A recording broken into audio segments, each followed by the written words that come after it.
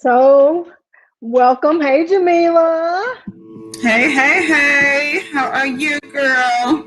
I am wonderful. Glad to see you. I'm so proud of what I saw you working on yesterday with your girls beautifying the city. You want to tell the people about what was happening yesterday?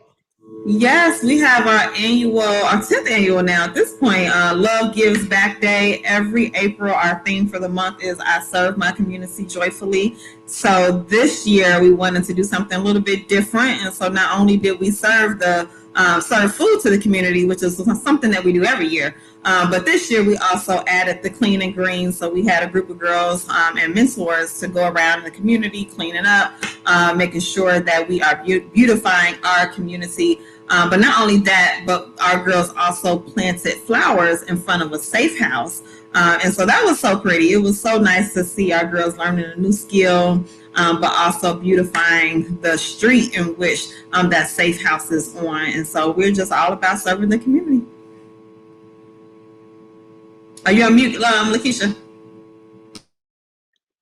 I would say I love it. I remember having horticulture classes and just learning how to garden. And anytime you plant something and you put something in the earth, I truly believe like you're planting seeds of goodness and just love, especially when we can walk out our doors and see um, our community without trash and broken bottles and all this different stuff. Flowers and life is, I think it raises all of our vibrations. So thank you to you and the ladies of virtue for Yes, doing that work. it was a Yes. great event. Thank you. Thank you. What you got going on, girl, with Girls Like Me project? Girl, it's a lot, but I'm not gonna share it now. It'll be forthcoming. We still working on our art mural that is honoring Black women and girls from Chicago who are missing.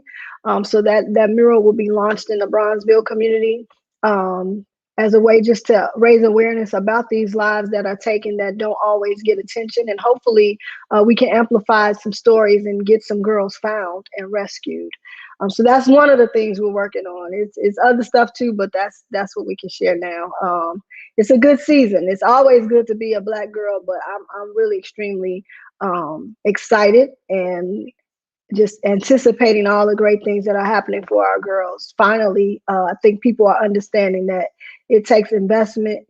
It takes emotional and financial investment in Black girls for this world to really operate the way it should. So and that's why we're here tonight, right? We're here tonight for raising Black girl magic and what we do to raise up our girls. It all starts at home. We can have all the mentor programs in the world. We can have all the school programs, but if our homes and our mothers are not healed, then a unhealed mother cannot raise a healed daughter. And so I'm so glad about this conversation we're having tonight, and you can tell more about it because I think this was really something that resonated with you. Yes, I'm so glad to bring Schemeka on. So she's going to definitely introduce herself and her new book, The Labor of Love. Can't wait to hear more about it. But I just, over the last, I would say, year or so, just been having a lot of different conversations. Those conversations of when the child becomes of age 18, 19 years old, and has some parents, there's one school of thought that is like, my kid's grown, they need to get out the house, go do what they need to do. Another school of thought where parents are like, no, they need to stay in the house and stay even until they get married, until they feel like they're mature enough to leave the home. And so as we think about those different schools of thought, that's just even one example, but it's I started to think about, it's time to have a conversation about how we were raised, right? And how certain things that we may have gotten from our parents, and then they got from their parents, and how their cycle may continue depending on the situation. And so that's just one example that has come up. But we have had, even I think about my own mom. She was adopted at a very early age and didn't know that she was adopted until the age of 36. And so the people who I thought were, I can, say my aunt growing up became my grandmother. You know what I mean? And so just having those type of situations in our family, and how my mom was hurt by that. Sometimes, in that hurts, that then brought, came on to me as well. And so I remember being in the home where my mom, really was struggling, and then I was struggling through that situation also. And so I just really wanted to have that conversation with Schemeka, with Dr. Carla. Some of my mentees have even submitted questions, so we're going to ask questions not only about what does it mean to be a toxic parent, or what is that definition, and how can you prevent it, how can you recover from it, but we also have questions specifically from a daughter's perspective, in terms of how do you create boundaries, how do you know if your parent is even is delivering their parenting style in a toxic way. So we're going to have just a really good, open, honest conversation. And I'm looking forward to Schemeka talking about not only her book, but her story as well. Her story really intrigued me because she's always been open and honest. And so I'm not going to even go into that because she's going to share everything. But I'm just looking forward to this conversation. I am too, and I love the testimony and the sharing that Schemeka is going to do. I'm also looking forward to the clinical perspective that Dr. Carla is going to bring, because I think that for healing, as a mother myself, a daughter and a mother, and I witnessed my mother be a selfless daughter to her mother, um, taking care of her mother and really instilling in us like the mother, the matriarch is the highest order, right? But I also know raising a daughter who is now 21 and myself looking back on some of the things that I did as well and not fully understanding or considering my mother's the things that she went through, bringing my own interpretation to that and then acting upon that, and sometimes even being toxic as well. So I love for Dr. Kyle. I can't wait for her to talk about that as well. The onus and the accountability that we as daughters have as well to not to identify what's toxic and to also just identify um, just some differences of approaches and really what each child needs. So this is going to be exciting, and let's go ahead and bring in our author Schemeka, and you can do an introduction of her, and then we can introduce Dr. Carla, who stepped away for a moment. So Schemeka will be first, and you can introduce her. Jamila, you want to read a bio? Schemeka, you can go ahead. Introduce yourself. But before you go, I do want to say, because I know I had mentioned this to Schemeka. I'm sorry, to Lakeisha, that we actually met through our business coaching program, society, Dope Genius Society. And so I'm hearing okay, can you hear me now? I can hear you. And we actually met through our coaching program. And one thing that I loved about you, and how you talk about how you have 9 daughters, how you talk about how your upbringing, your parents, and how you it's just even your own personal story of about how guys may have come in and those relationships didn't necessarily work, but you have beautiful children that came from that, and then that was a complete journey to get to the point where you are today. And so one of the reasons why I wanted you to come on is because I know that that you're so transparent and you use your story to help others. And so it was truly a blessing to me when I started to read not only your book, but even your posts that's on Instagram and things of that. So I'm like, this girl has a story to tell, and I want her to share it with the world. Okay. And so that's why I wanted you to come on personally, because you're not only one of my Dope Genius Society sisters, but you're just, a Black woman, a Black queen that truly is inspiring others to share their story and can heal from their own personal situations just from hearing and learning about you. So that's why I wanted for you to come on. And so you're doing your thing with your book, you know what I'm saying, and being a strong Black woman who's writing and just a powerful storyteller. And so if you can share more about, who you are, and also a little bit about your book. Okay, so can you hear me? Mm-hmm. Okay, so thanks so much for having me, ladies. I definitely appreciate this opportunity. My name is Schemeka. I am a native Washingtonian, but I do have 2 very West Indian parents. So I am a first generation born here in the States. I was born in DC. I was raised in Maryland. Um, And I spent a part of my childhood in St. Thomas. I did go to school there for almost 5 years. So I'm a single mom. I have 7 children. And if you want to know the dynamics gender wise, I only have one son. So I literally had one boy and 6 girls in a row. Um, they range from age 19 all the way down to 2. Um, and so far, I would say this has been the better part of the journey. So quarantine has given me the opportunity to really put my action into play. So everything that I have been writing about, everything that I post about, like the pandemic gave me the opportunity to put all of that stuff into play. Like I had to, it was real time action, no rehearsing, no games. Like I had to put everything that I had actually written and experienced, like one-time experiences with my children. I had to put it into play, and it became my everyday thing, which ultimately turned into a lifestyle for me and my children. So the recovery process was exactly that, a process. And I think the most exposure that we've had to each other has been during quarantine, because we actually had to face each other daily, day in and day out.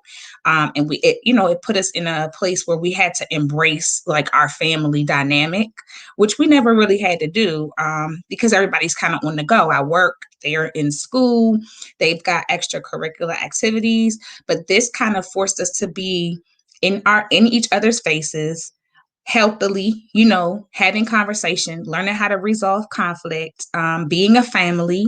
What does quality time look like? So that's a little bit about me and what's been kind of currently been going on in my neck of the woods. I want to say that I really appreciate that outlook, and hearing you say that not very many people have been able to use those type of words or have that outlook in terms of COVID and quarantine. You use words like opportunity and embrace. And I was so grateful to hear that, because COVID has not been the doomsday for every one of us. Some of us have thrived and found new ways of being. So thank you for that perspective. We're going to bring in Dr. Collar now, and Jamila, you can introduce her as well. Hey, Dr. Carla. She's a friend of Hey. the. I feel like on the Oprah show, you have she has people every time. I feel like Dr. Carla is like our resident therapist. So it's such a blessing to have you. And I can just read a few from your bio. But Dr. Carla has been serving the community through mental health and wellness counseling and consulting for 17 years. She is a graduate of National Louis University and Argosy University, and holds several clinical professional certifications and designations in the state of Illinois. She has been a friend to us since we started. This has been almost a year, but she has also been providing mental health counseling services and support, if you will, to our parents, as well as some of our girls and ladies of virtue. And so it is such a blessing to have you here yet again, Dr. Carla. I truly appreciate your insight. Always, I feel like you are always tapped in terms of the needs of our people today, especially what's going on with the pandemic. And so without further ado, if you can please introduce yourself, Dr. Carla, so that our audience can know more about you. Good evening, everyone. Thank you, ladies, so much for having me. Uh-oh, you all hear that feedback? Okay. I just want to make sure. Thank you all so much for having me. I'm excited to be back with you today. I do feel like your resident therapist, a friend of Oprah. Jamila, you're Oprah. Lakeisha, you're Oprah number 2 or 2.1.5, whichever way it goes. It would be 1. Mass communications is my major. That's good. So I thank you all for inviting me back again. And I'm, as Jamila said, I'm a counselor. I am a licensed clinical professional counselor and have a private practice in the Flossmoor area. Absolutely love helping people sort out and get through the weeds of their life to try to make some sort of, get some sort of breakthrough or make sense of the things that they've experienced and they're going through. So I'm grateful to be a part of this conversation today. And I'm so excited to talk with Schemeka about toxic parenting. that's going to be a good conversation. And from what I've seen about from your book, this is going to be a great platform for you to begin to expose and to be able to help heal. So thank you for writing this book. Yeah. Thank you. So, Schemeka, you have to let the world know about your book. Just tell us more about it, your story, your journey. We definitely want that to be a part of the foundation of the discussion today. So, you can just share a little bit about your story as well as the book. That's something that we would love to hear. So the title of the book is called The Labor of Love: Recovery from Toxic Parenting. So I have 7 children, and people think that because I have a lot of children that I'm doing it right. And that's not what this is. I had 7 children because I made a decision, but there were moments in motherhood where I really struggled. Like, I love my children, but I think that we've got a closed misconception of I can love my children and I don't understand like what my journey of motherhood looks like. So the vision is, let's get married, let's buy a house, and then let's have some children and call it a beautiful family. That wasn't what happened to me. I was in a series of relationships that were difficult, some even toxic.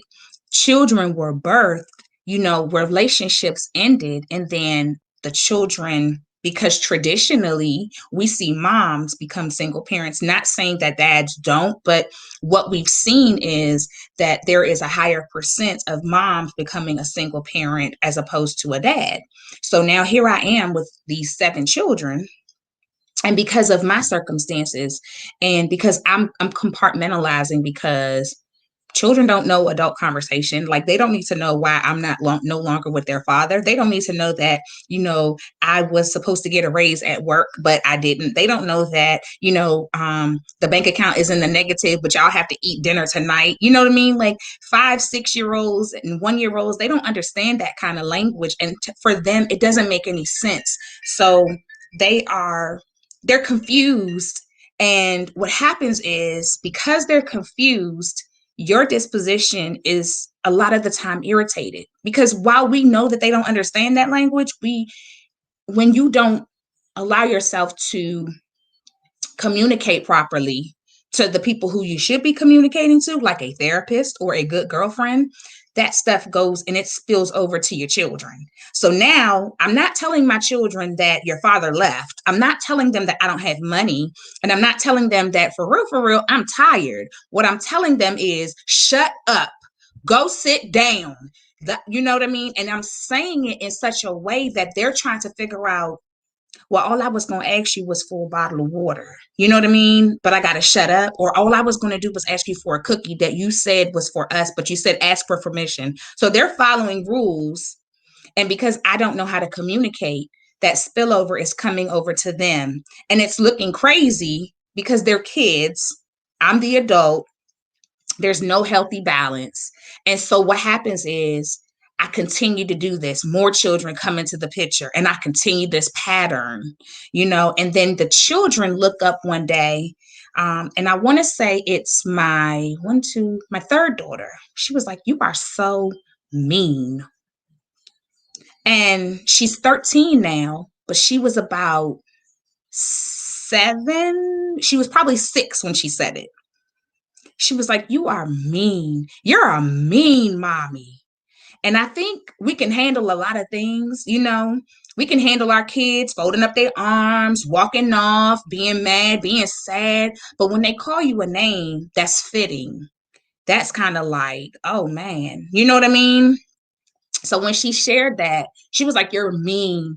And she was so stern in her tone. Like, she was like, she looked like, "I'm going to take one for the team, but you getting ready to hear this." And that was her tone. And at 6 years old, I'm thinking to myself, if she wasn't scared to verbalize that, I must really be a mean mom. But because I was not only mean, I was immature, I did not correct the behavior. So we go through 5 more years of this because I didn't really correct the behavior until maybe about 2 years ago. I had to acknowledge it first. So now she's going to be 14. So let's say she's 11, almost 12. So now she's kind of funky. And she's kind of like, you're my mother. I respect you, but I'm going to keep it as safe for me as possible. And children know how to do that very well. They do it better than adults. So I don't need to share. We're like now with my children, you're on a need to know basis, mommy. I need you to know when I'm sick. I need you to know when something's due at school. I need you to know, when I got my cycle so that you can get my stuff. But I don't need you to know when I'm sad. I don't need you to know when my emotional disposition is off. I don't need you to know when I'm bothered and I really need a hug. I don't need you to know when I'm sad.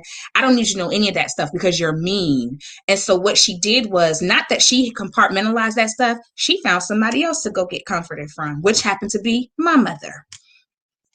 So now my mother is grandma / mommy. And then the behavior didn't correct itself, or I didn't correct the behavior. So then I was like, good, I got my mother.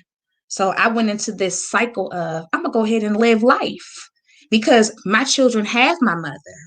They don't need me. They don't even like me. So I don't have to do these things. I don't have to be emotionally available for them because they don't like me. I don't have to do the nice stuff. I need to make sure that my bank account, when they say, mommy, our shoes are too small, when they say, mommy, we need XYZ, I need to make sure my bank account reflects that. I need to make sure that I can do the things that I'm supposed to do, the superficial things as a mother. But outside of that, I don't need to hug y'all or tell you I love you because I'm your mother, so you naturally know that. And that was the posture that I took. Schemeka, let me stop you. Schemeka, let me stop you there. We're going to read an excerpt from your book to give people a little bit of that portion. I talked myself into thinking that after one drink, one puff of a blunt, that I could be their mom. I could cook their dinner and play with them and tuck them in and do all the things that they needed. Internally, I was begging them to just let me take care of me first, and then I would take care of them. The truth on all of this is that it's ridiculous to assume that children know what we as adults need emotionally or mentally. Somehow I convinced myself that I just needed one sip and one puff and I could be mommy. I gave them scraps and I expected them to thrive. In my head, it was better than nothing. I was a very physically present mother. I was an exceptionally good provider. I worked so hard that my children had the things that they needed, but what good is physical presence and provision when there are no hugs and no kisses and barely ever saying I love you? What good is being physically present if your children emotionally separate themselves from you? My children often found comfort in other people, anyone that wasn't me. They were afraid of me. They didn't really like me. And looking back at the way that I treated them, I couldn't blame them. So that's pretty much reiterating and hearing that in that detail gives people a real, I think, an everyday experience. They can see what that was like and really, I'm sure, feel that experience in a deeper way. Yeah. Hearing somebody else read the words is very different than, when you read it and you edit and you read it and you edit, it's very different. But when you just read it, I was like, sheesh, who is this lady? And what struck me, I'm sorry, go ahead, Lucas. Or Dr. Carla, go ahead. Okay, some of the things that I was hearing, even in your story you're sharing, and even in the excerpt that Lakeisha just read, is your children were emotionally distancing themselves in order to protect themselves from being hurt by you, right? So they were like, okay, let me pull back. I'm only you've shown me, you've modeled for me that you're going to provide for me no matter what. But what you've also shown me in this is that you're not going to give me it's a void, and you're not going to be able to fill that void for me. And so as a result, I'm going to pull back from everything emotional from you, but I'm going to make sure you know all the tangible things that I need, but you're going to not ever hear anything that I need emotionally.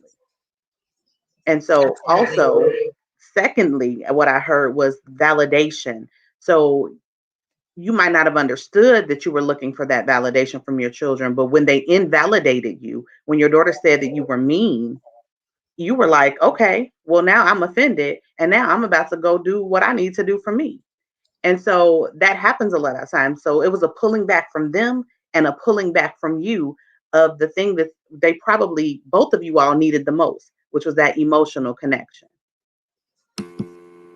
So true. And I was gonna just build upon Dr. Carla, because when you talked about how your daughter said you a mean mommy, I remember thinking about this, thinking the same thing towards my mom, right? And I mentioned earlier as we kicked off this conversation some of the things my mom was going through as she was trying to parent me. But of course, but I'm, at that point I'm a preteen, so I'm not understanding that she's going through all of this emotionally, because she just found out that the mom who she grew up with was not her biological mom. And so can you talk a little bit about, when your child told you you're a mean mommy, exactly what was going on in your world that created, from her standpoint, it was mean, but from your vantage point, I'm sure you had all this going on. So what was that, so that parents can start to realize the effects that their external environment really has on their child? So I was in between relationships. I was in between a lot of relationships. I was in between relationships with women, like my friends, because I had been betrayed by a couple of my friends. I was in between relationships, like romantic relationships. Um, I didn't have like my mom has always supported me. And she's always tried her best to do like what she can with me. But I think at one point I just kind of was like, I'm just going to kind of do what I want to do. You know what I mean? And when you have a kid like that, you just kind of got to let them experience whatever it is that they're going to experience. Because there were things that she definitely tried to prevent. And I was definitely like, the stronger that she gripped me, the more I kind of like soaked in that thing. And so I was in between relationships and on both levels. So there weren't like a good balance. There's no pillow talk. There's no girlfriend talk, right? I was not saved. That played a major factor in. Like I wasn't saved, so there's no God, right? Like I'm just kind of winging this thing.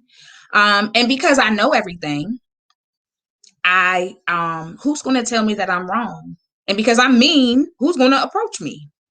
So I kind of looked at all of the things that were negative and I made them work for me. Like, don't tell me anything because one, I take care of these children. Two, don't tell me nothing because I don't even really know you and I don't even really like you. So don't say nothing to me anyway, off of that strength, you know? Three, don't say nothing to me because aren't you friends with the girl that just betrayed me? So mind your little bit of business. So people could try and they would come and they would be, and I would find anything to not be accountable. So it didn't matter which direction you were coming in. I would see something, I'd be like, yeah, I already know what's about to happen. And friend of the friend is not going to hold me accountable because I know everything. You know what I mean? I know everything. So what are you going to correct me? Or you should have corrected your friend before she, betrayed me and hurt my feelings. That's who you should be correcting. That's who you should be calling. Don't call me. So I stayed in that box and was untouchable with bad attitude and bad motives. And I think my mom just kind of was like, I'm going to either kill her or I'm just going to, my mom got to a point where she's like, I'm just going to have to let her, she's going to have to fall and she's going to have to realize what's happening to her life. Like, I can't do this. And so without my mom, it got lonely, and without like the real emotional support, it got extremely lonely. Without real friends, it was really lonely. And I did hit rock bottom and I had to hit rock bottom. And the most unfortunate part about hitting rock bottom was my children hit it with me. So we're all at the bottom now and they're children. So they're not responsible for us being where we are. I am, and they're not responsible for reaching out for help. I am, and I had to do a self-evaluation and I wanted it to be fixed in 30 days. I would have even took 45, but we're talking about something that I had to my children had to become my children again. And they were so distant with everything that if I stepped toward them, they stepped back. Because they're like, I don't know what you're getting ready to do. You're getting ready to hit us. You're getting ready to yell.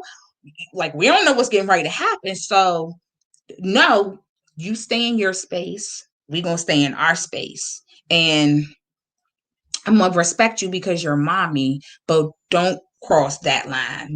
Like, don't cross this line. Now, my mom would get all the hugs and the I love you, Nana, and the cuddling up in the bed. And she got all of that. And then it got to a point where I started to envy that. And I started to really get jealous, and I didn't know how to fix that. So guess what ended up happening? I started to go after my mother, and it became like they were attacks. They weren't physical attacks, but they could certainly be deemed disrespectful. You trying to mother children that you didn't have, you know what I mean? Or you're trying to do, XYZ, when all she was doing was giving my children something that she knew I lacked, and she wasn't judging me. She was kind of just letting me do what it was, letting me endure the process.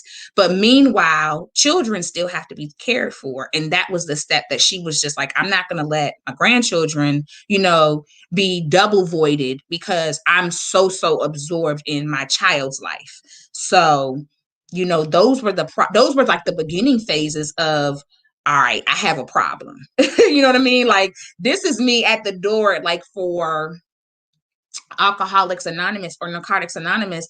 This is me at the door. Like, once I go in here, I have to actually acknowledge that I have a problem. You know what I mean? But as long as you're on the other side of the door, nobody has seen you yet, And so I stood outside of the door for probably between 6 to 10 months of I know I got a problem and I know I need to walk through this door and get some help. But what happens after I cross this? You know what I mean? What happens when I go through this door? So that's where I was, and I stayed there for a long time. That's good. That's good. Well, let's keep that going because for those who are just joining us, we just talked about how her daughter said, Mommy, you mean, and then they ended up gravitating towards their grandmother, your mom, for that love that they missed from you. You then got a little jealous, and so you kept your mom at a distance. Now you realize because of the situation, now you need to get some help. So what did you do after that? So after that, I started to go to therapy.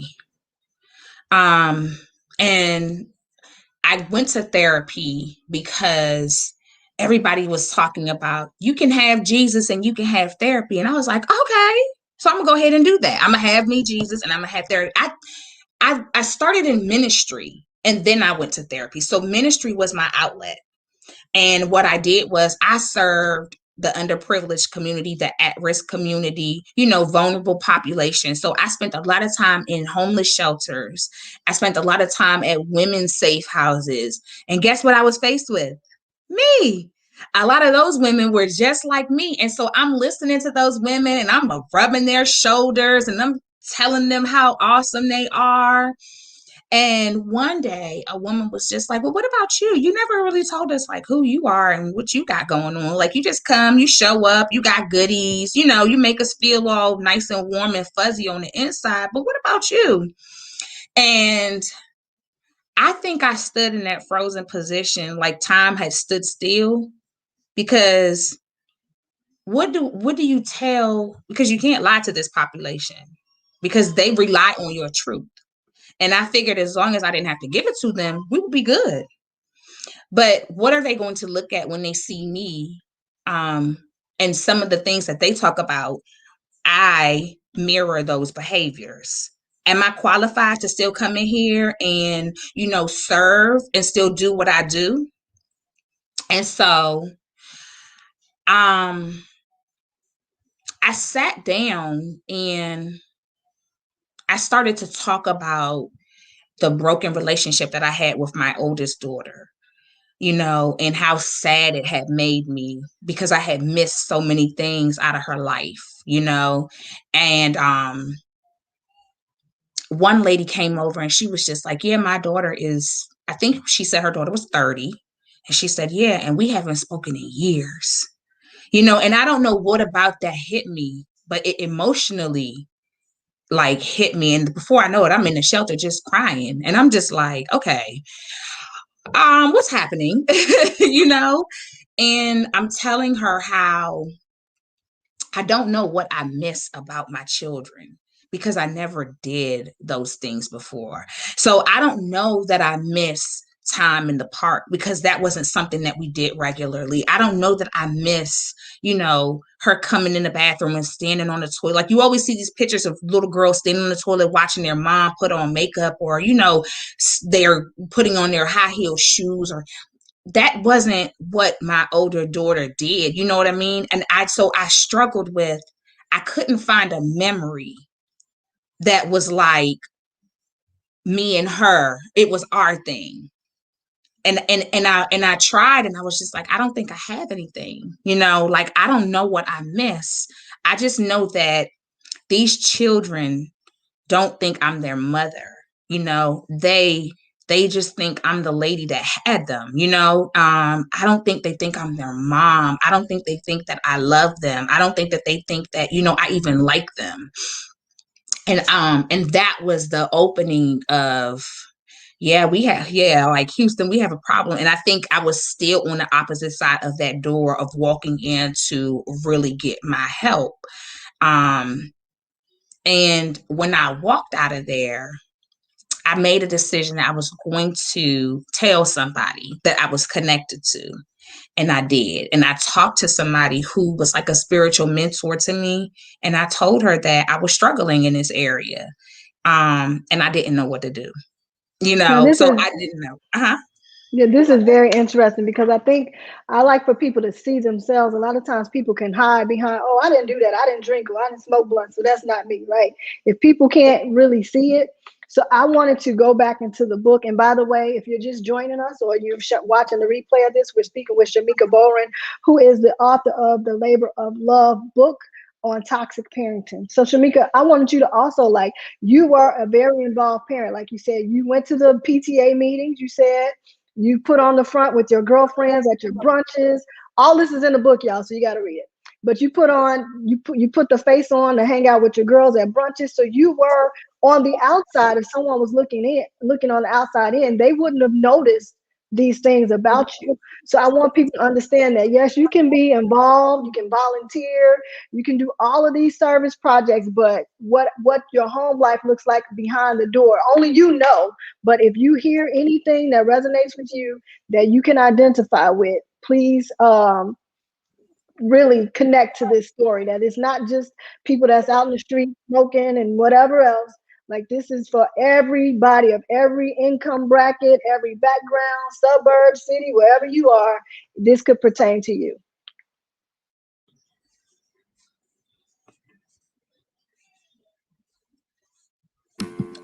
Absolutely. And so Schemeka was just sharing with us when she spoke to her spiritual mentor. So I wanted for you to close out with, what did she share with you? How did you kind of change your mindset, change your outlook, change your behaviors? And then what's that relationship with your daughters now? And then we're going to go into, some more specific questions that our mentees and parents ask, so that we can talk to both of you all, so that we can, so you all can provide answers to them as well. I definitely wanted you to close out your story, Schemeka, so that we can hear your journey in its completeness. And you were just sharing about your spiritual mentor. Sure. So when I talked to her, one of the things that our relationship allowed for us to do was she had two daughters, which the relationship with her daughters was really, really, really good. And so I got to get exposure to some healthy mother-daughter, relationship. And not that my mother couldn't be a healthy parent, but remember, she was being the mother to my children.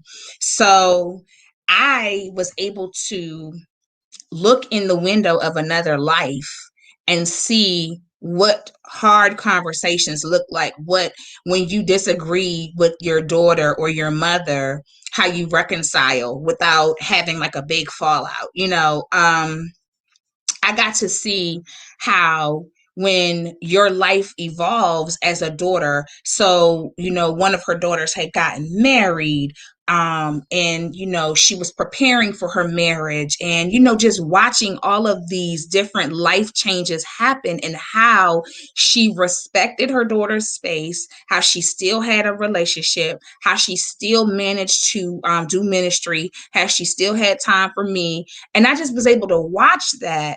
And so my heart got changed, and I was kind of like, not that I want exactly what she has, but I want to be able to experience that relationship with my children.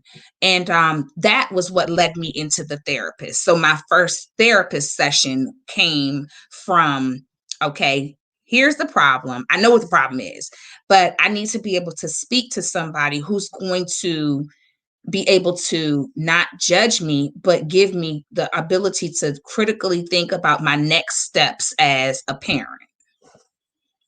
That's so good. I love that. I love hearing your full circle journey. And to me, it started off, which is so critical, because it started off, that was your pivotal moment when you actually said, I have to make changes. And that's where you started, connecting with your spiritual mentor, you connected with therapy, and then you were able to really fully change, your mindset and your ways. And just curious, before we go into some of the questions, how's your relationship with your daughters now? So my relationship with my daughters is better. So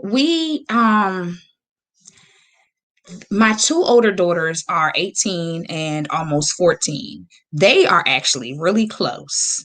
In every family, you have a child that kind of just is the no limit soldier, for lack of better words. And that is my 18-year-old. And so she has, taken a different route in life. And that's all I'm gonna say. Like, and I've learned to love her through it. So she has a lot going on, but the most important thing is now she includes me. So even though I may not agree, and even though I may not like, she still comes to me and she's still like, "Mommy," oh, and they call me mommy.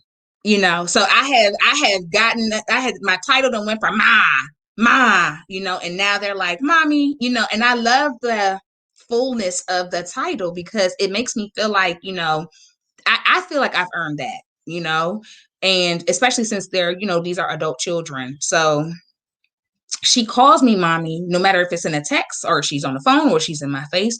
She shares a lot with me. And while it might not be everything, because she's still, 18, she shares a lot. So I'm not kind of on the fence about what she got going on in life. You know what I mean? I wonder who she's talking. Like, these are things that I don't have to wonder about. I know them because she does come to me. Things that I'm curious about, I can ask her and she'll be like, Ma, how did you know, to ask me that? And I'm like, because I'm the mother, So now I can kind of use that card and they not looking at me like, okay, girl, like now they're kind of like, oh yeah, okay, like we get it.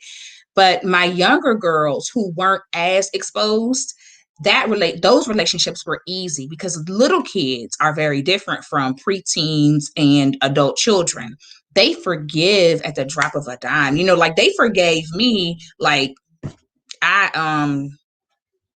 threw a lollipop in the trash can. So it was easy. You know what I mean? And when I say they wiped my slate clean, they wiped my slate absolutely clean without any regret, without any fear of, if we do this, is she going to go back to being the same? Like, what kind of person is she? Like, they gave me a clean slate and it was easy. So, loving them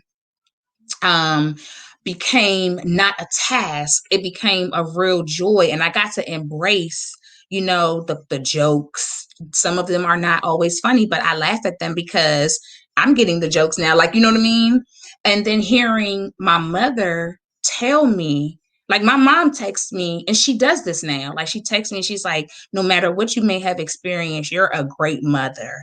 And so hearing my mom, who I was extremely jealous of how her relationship was going with my children. So having her do that, having her say it, has like it has shifted my mindset because now I'm getting the good balance. My children are giving me the emotional support. I can give them the emotional support. And then I have my own parent who's like, you know, you are now driving this ship. But if you need me, I'm a phone call away and I have your back, no matter what the circumstances may be.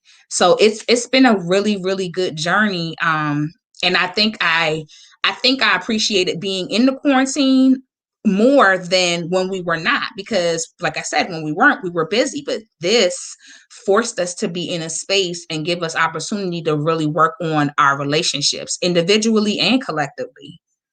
I love that. I really do. And one thing I really take away from that is reconciliation. Like, regardless of how bad it may look, there's always space for healing that can take place. There's always space to develop that stronger relationship. And even I love hearing your story, and it resonates with me because as I shared with you all some of the challenges that I had with my mom. We are a lot better now. Now we're closer now than ever before. And so I do really appreciate sharing your journey from the beginning to where it is today, because there's some parents who are listening. There's some children that are listening that are frustrated about their relationship.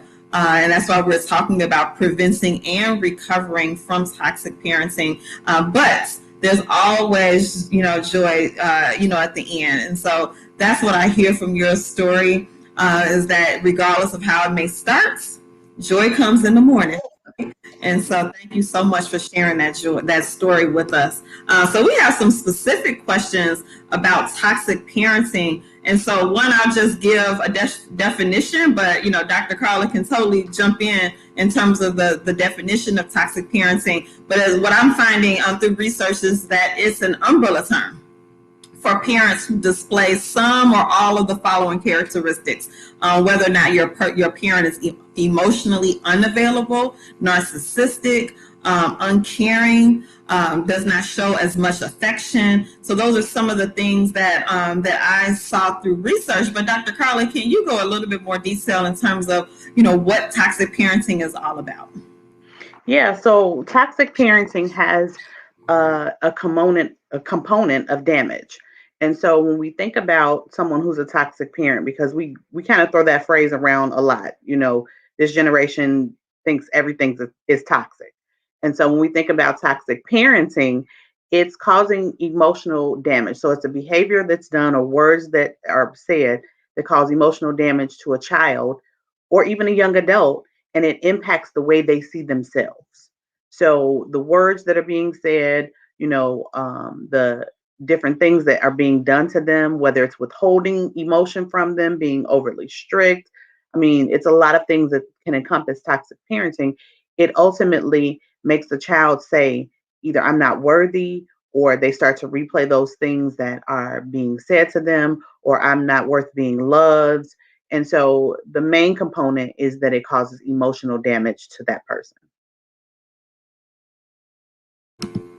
And is toxic parenting a learned behavior? As you think about, Schemeka talked a little bit about what was going on in her environment, bad relationships with her friends, difficult relationships with, her romantic partners. But I imagine there are other, parents that may be going through the same thing, but doesn't display toxic parenting. So how does that work? Is it a learned behavior, or how does a parent become toxic, if you will?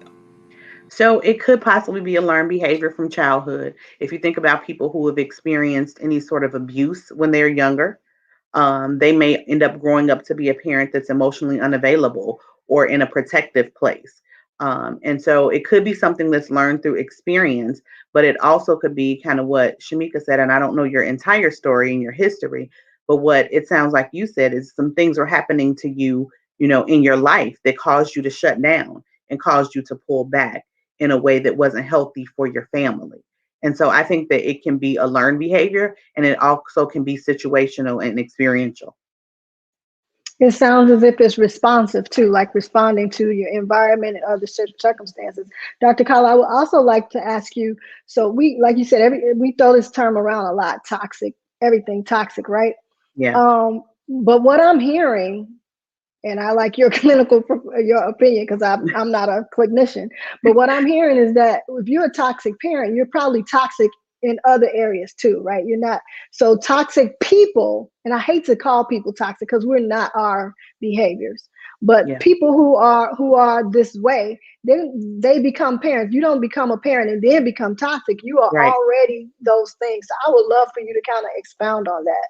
Yeah, I agree with that. It's not just like I become a parent and all of a sudden I've become toxic. That's not what that is. Toxic behavior, when you think about it, Jamila mentioned a couple of the characteristics that are prevalent. Um, Also, overreacting, being controlling, emotional blackmail is something, that is one of the characteristics. Being manipulative or guilting your children into doing things or saying things, even being competitive. Like I can't remember a movie, but there's been a couple of movies that have come out that the mom was felt like they were in competition with the daughter. And as a result, and I know it's plenty, right? We can think of plenty of those. And as a result, it strained their relationship. Or the mom, as the daughter was growing older, she felt like, hey, you're trying to take my man. And her body was developing. And so those are some things, feeling like you're in competition or comparison with your child, being envious, invalidating a child's feelings or disregarding a child's feelings. So those are all of the things, not an exhaustive list, but those are some of the things that are, most that stand out to me most when you think about toxic parenting. So when we hear that word toxic, like Lakeisha said, we are not our behaviors. And right now, this generation, anything you do that displeases them is typically toxic, right? But when you really look at the root of toxicity, it is a pervasive behavior pattern. So it's not just one or two things that we do, it's a pattern of behavior that is not only shown in your parenting, but it's going to come up in your other relationships as well. That's good. Actually, as a mentor, because I don't have any kids, but as a mentor, I do hear my mentees say that quite often, where they may share something with their parent, and then the parent may respond with, "Oh, that's just a phase," or it's not that big of a deal, girl. You stressed out about that, So when you talk about dismissing their feelings, that just made me think about that. And actually, that's the trend on TikTok right now. Is they're doing videos on "It's just the phase" and how they're telling their parents, "Oh, it's just the phase," and then they had these 30-second videos. But what I saw through that trend is that that's quite often where parents may dismiss their child, and that then is ingrained in their mind that by you not really addressing what I'm saying, by just pushing me off as it's just a phase, now I'm feeling some type of way because now I'm not able to communicate with you effectively. And that's called a micro invalidation in the clinical world. It's a micro invalidation. And if you think about it, we all grew up with them, right? Think about parents who say things like, "Oh, well, I had to walk 800 miles in the snow to get to school. You could walk down the street," right? And it's a way to um, it's not everybody who does that is toxic, but it's just something that has been ingrained in us. Like, children don't really have feelings. What you're dealing with is not that important. And so we grew up with these micro invalidations all throughout our entire lives, right? And so the hope is that we can get to a place where we understand that even though your experience is not my experience, and to you that might have been the worst thing in your life, but to me, as your child coming to you, this is the worst thing in my life right now. And so don't invalidate what I'm saying because it doesn't hit your standard of pain or, your threshold of suffering. Understand and speak with me and talk to me about the things that I'm going through so that you can, help me through those emotional things, because they're coming to you because they need the help. They're not coming to you to be, disrespectful or be a problem. They're like, "I'm dealing with this. I don't know how to deal with this. I'm coming to the adult that I know who can help me. And you basically have told me that what I feel, I really don't feel, or what I feel really doesn't matter."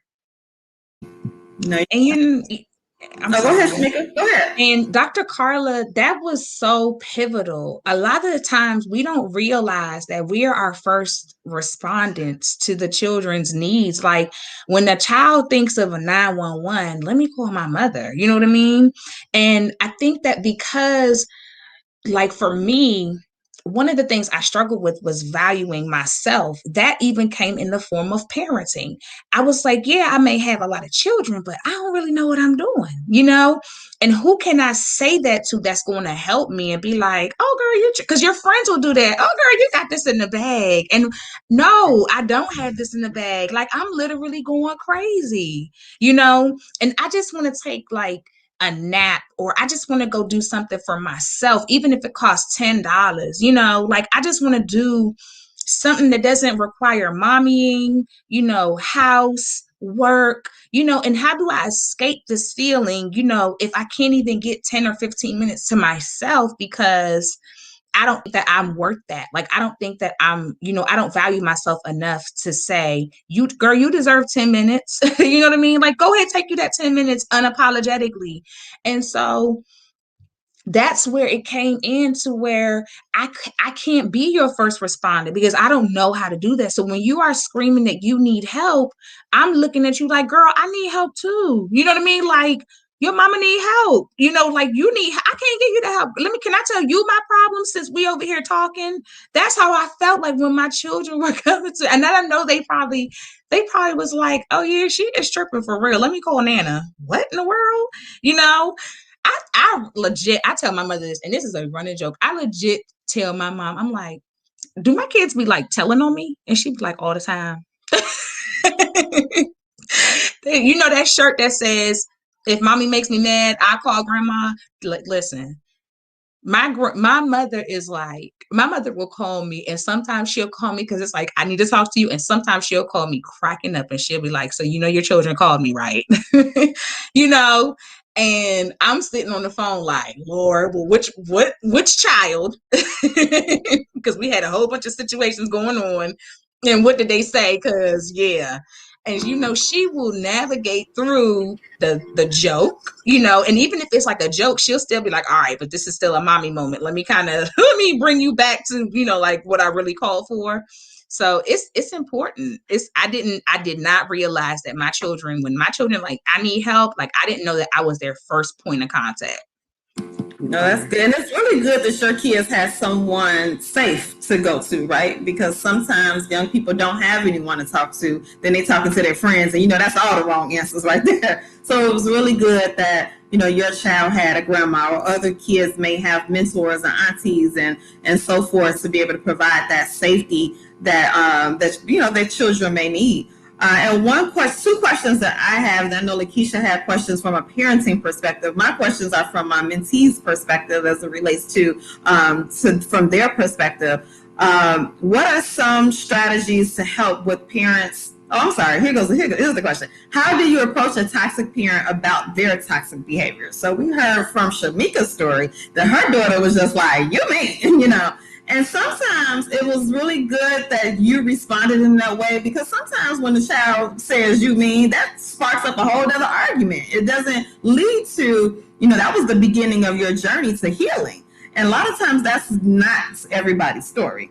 And so, you know, maybe Dr. Carla could go first here, but in that situation, if you know, if your daughter, and you know you have a mom that, you know, you listed all of those characteristics, and there's children that are watching that are like, yeah, check, my mama got all of that.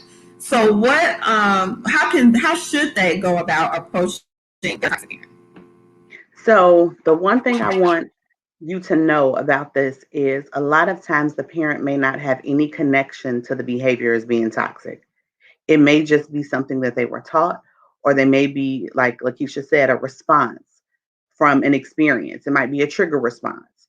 And we have a history and some things, mindsets that are ingrained in us that we have passed on from generation to generation. And some of them were good. You know, we're not going to throw the baby out with the bathwater, but there were a lot of things that came from trauma, intergenerational trauma. And so there might not even be an awareness of that parent that something is wrong or I'm behaving in this manner.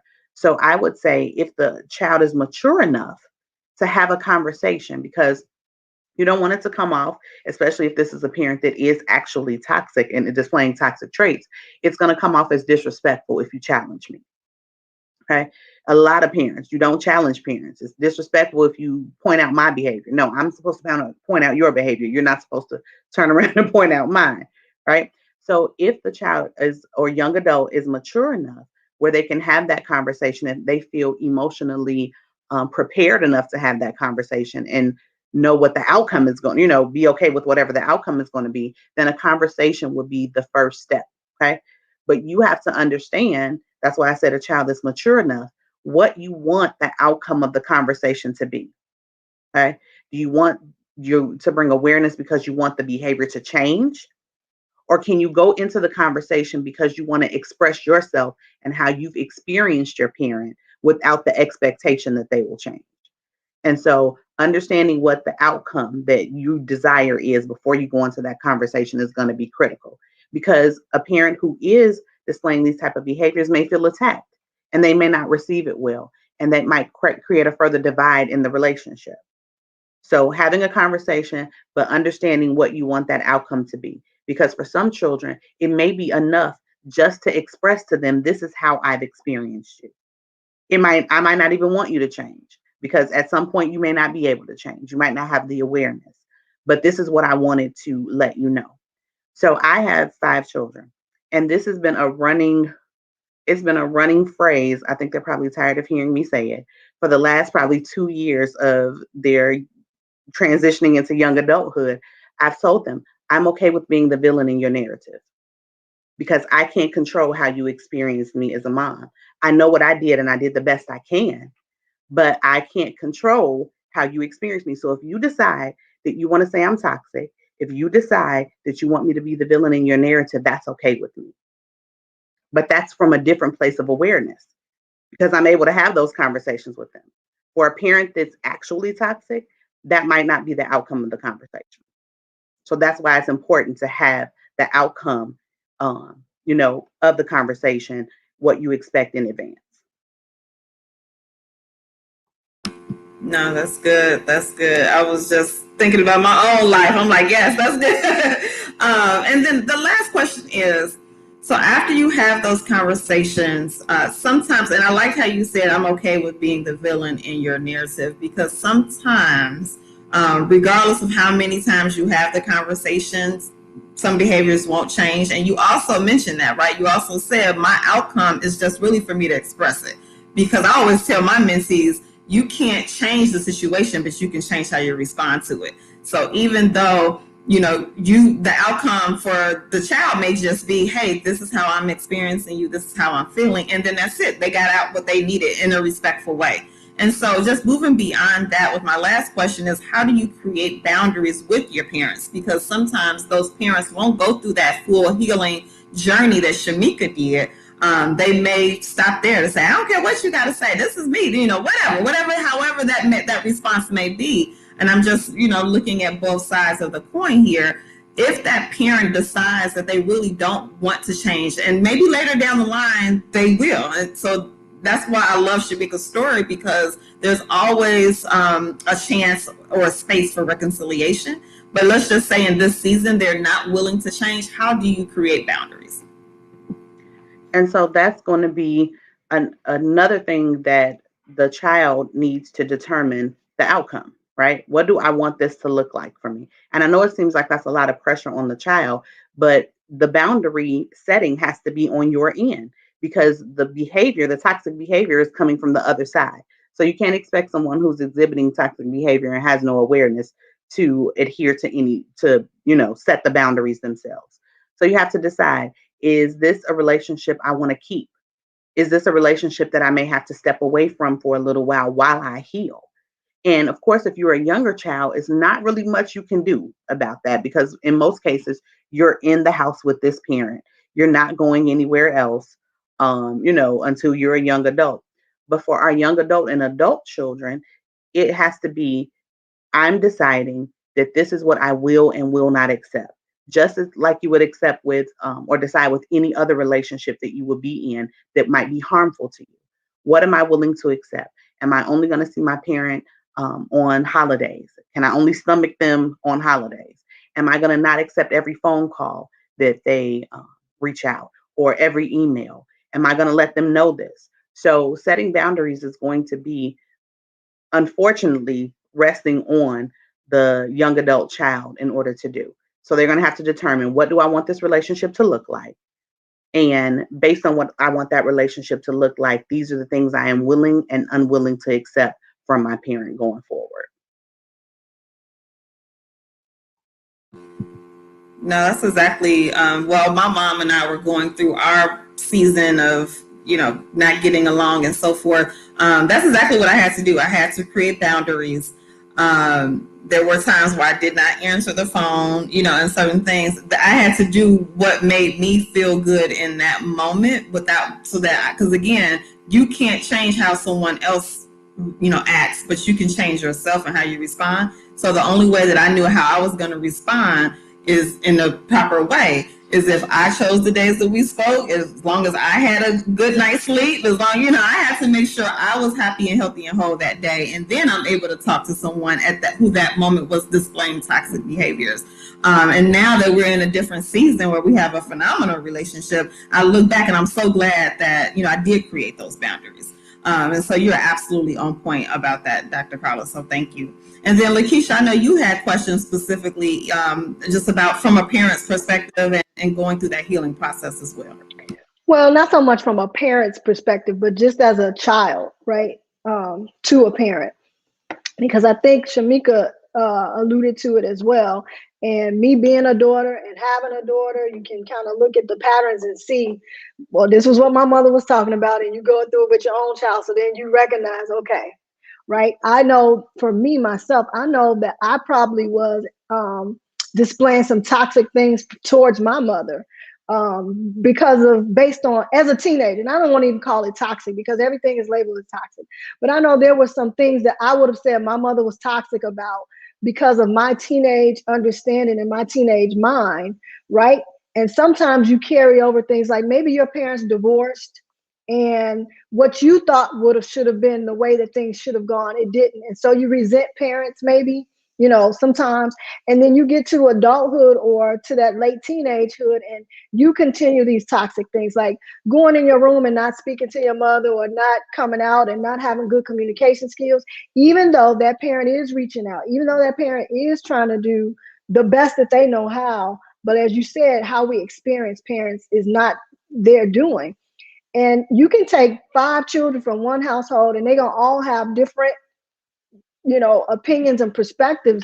So I just wanted to be clear that our teens understand that everything is not toxic. And sometimes not sometimes, we always have to hold a mirror up to say, what is my role in this? Now that's granted that there, as you listed, Jamila listed characteristics, and you've made the caveat that if these things happen continuously, then you understand you have a toxic parent, right?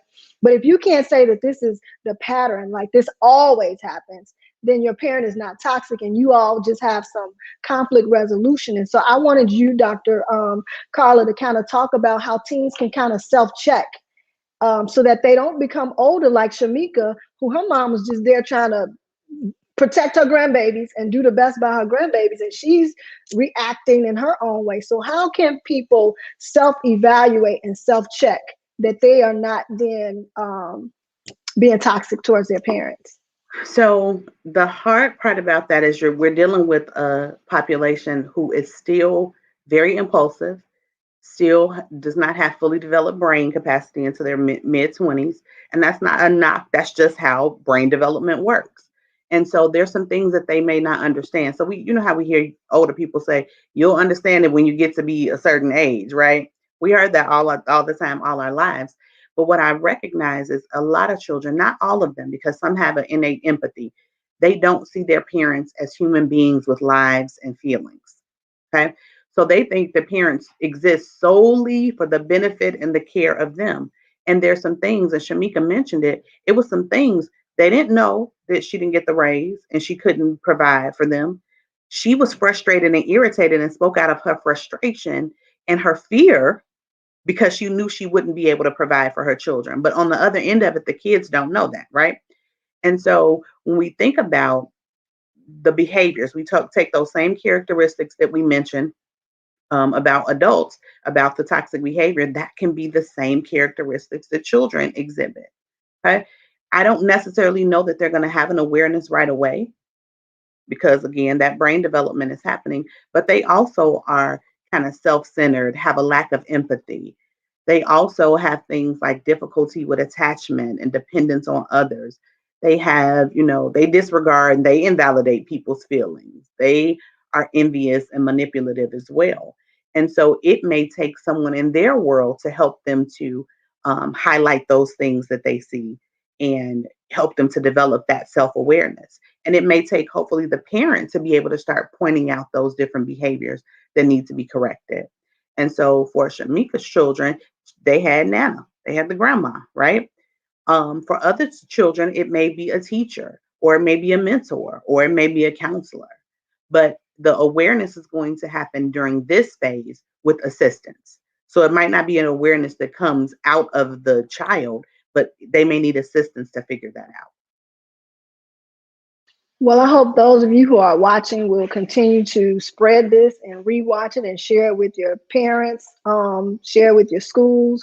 This is a great tool, and what Dr. Carla shared gives great resources as well.